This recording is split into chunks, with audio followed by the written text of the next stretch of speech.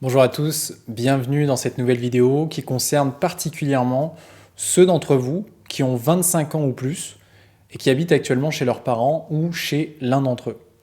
Alors je veux parler de ce sujet aujourd'hui parce que durant mes 2 dernières années de coaching, j'ai eu l'opportunité d'accompagner des hommes qui étaient dans cette situation et ça m'a permis de mieux comprendre les personnes qui vivent ça et de me mettre à leur place et aussi de mettre en lumière le lien qu'il existe entre le fait qu'ils habitent toujours chez leurs parents et le fait qu'ils sont toujours addicts au porno et à la masturbation. Parce que oui, j'ai réalisé qu'il y avait bel et bien un lien entre le fait d'être encore chez ses parents à plus de 25 ans et le fait d'avoir des difficultés à se libérer de sa dépendance à la pornographie et à la masturbation. D'une manière générale, j'ai remarqué qu'un bon nombre des hommes qui vivent encore chez leurs parents à plus de 25 ans galèrent dans certains aspects de leur vie.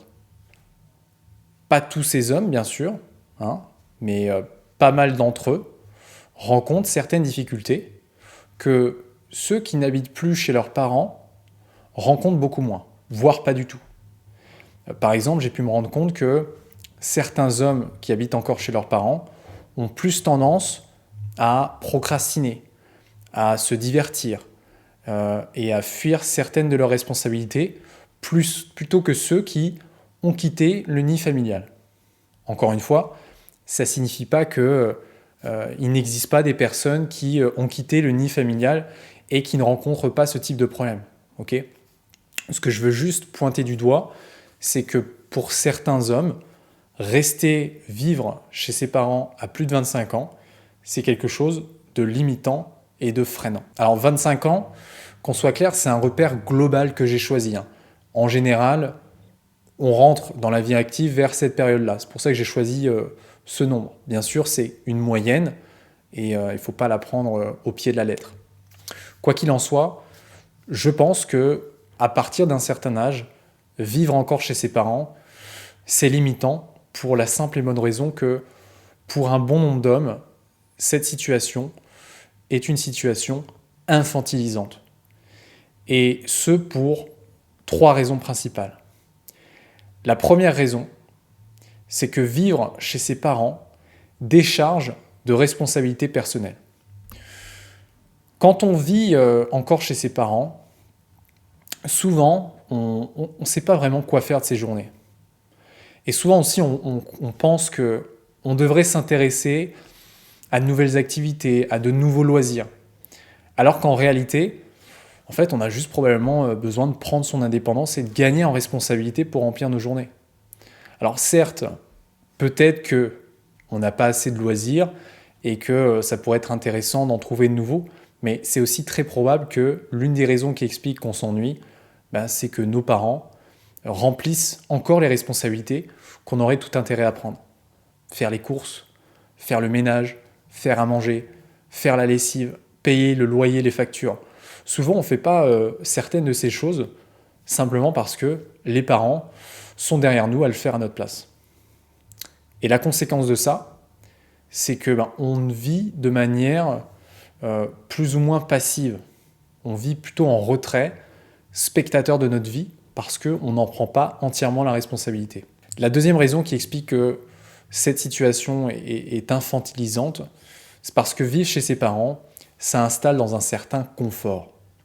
Quand on vit chez ses parents, inconsciemment, ou même consciemment, on peut avoir l'impression de vivre dans une petite bulle de protection où on se sent en sécurité face à l'adversité, face aux difficultés de la vie, face à la souffrance.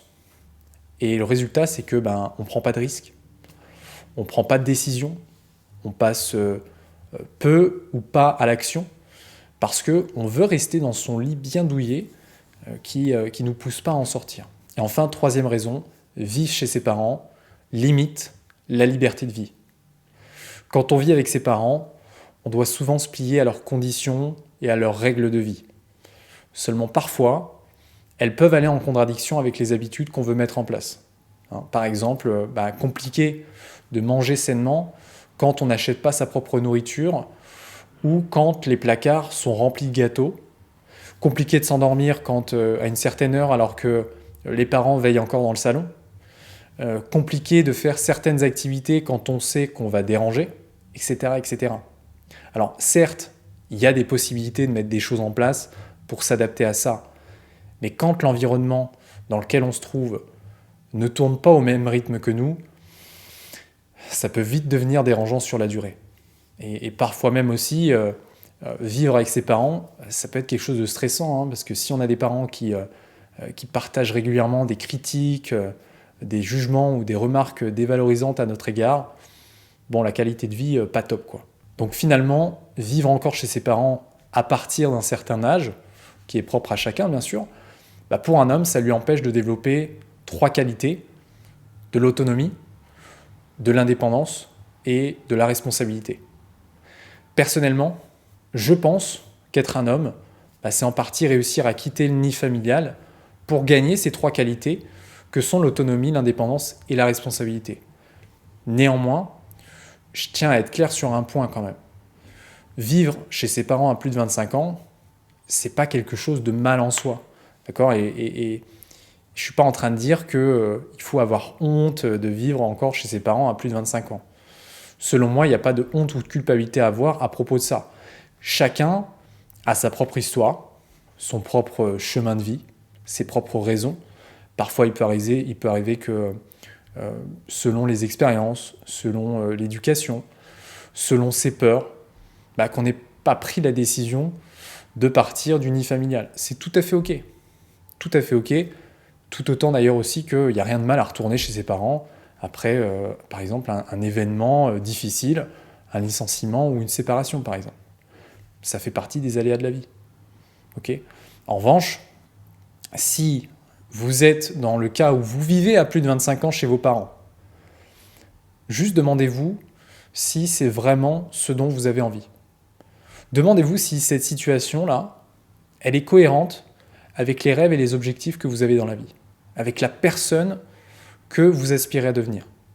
Parce que peut-être que si vous avez l'impression de ne pas avancer dans votre vie et de ne pas mobiliser les ressources nécessaires en vous pour obtenir les changements dans votre vie, bah c'est peut-être parce que chaque matin, vous vous réveillez dans un lit tellement confortable, finalement vous n'avez pas envie de vous lever. Vous ne trouvez pas la force et l'envie d'en sortir. Alors que la solution à ce problème, ça serait très certainement de commencer à virer ce lit-là et à dormir sur un matelas à même le sol, qui là, vous ne donnerait pas le choix de vous lever le matin. Et vous ne donnerait pas le choix de réaliser des choses pour avancer sur les domaines dans lesquels vous traînez depuis un moment. Okay ? Alors bien sûr, c'est une image, hein.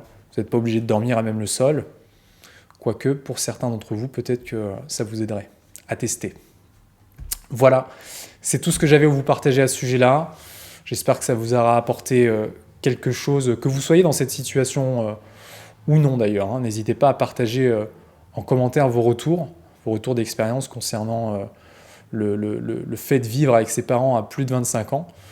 Je suis curieux de savoir comment vous l'avez vécu ou comment vous le vivez maintenant. Ça m'intéresse. Voilà. Maintenant, si vous souhaitez aller plus loin que ces vidéos YouTube, vous pouvez dès à présent vous inscrire et recevoir mon programme gratuit 10 façons d'arrêter le porno. Ou bien, si votre problème est urgent et que vous souhaitez m'avoir directement au téléphone pour m'en parler de vive voix et pour que je vous aide à trouver la solution la plus adaptée, vous pouvez réserver un appel découverte gratuit. Je vous mettrai tous les liens en dessous de la vidéo. Si la vidéo vous a plu, je vous remercie d'avance de la liker, de la partager. Merci d'avoir regardé la vidéo jusqu'à la fin. Gardez le cap sur vos objectifs et à plus dans une prochaine vidéo.